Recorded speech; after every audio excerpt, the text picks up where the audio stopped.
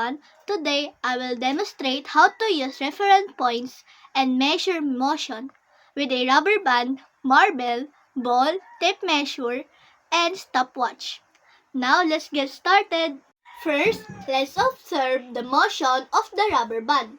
I'll fling it and measure how far it travels from the starting reference point.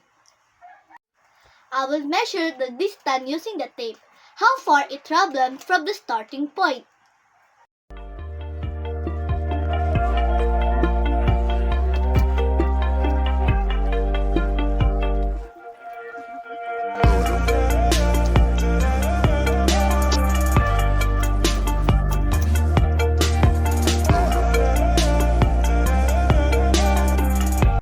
The rubber band traveled 2.5 meters. To convert this to centimeters, we multiply by 100. So, 2.5 meters times 100 is equal to 250 centimeters.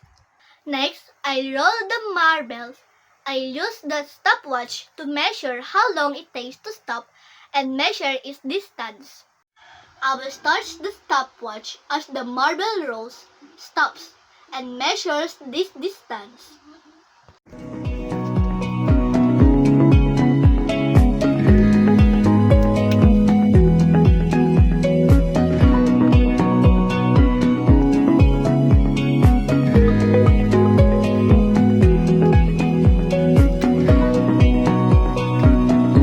The marble traveled 1.2 meters and in 3 seconds.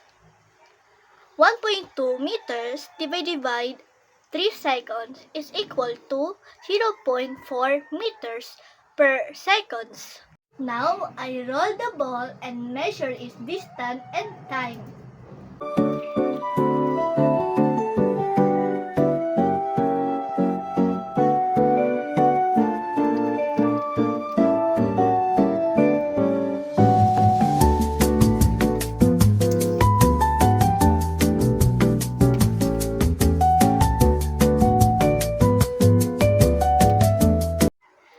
The ball traveled 36 meters in 4 seconds.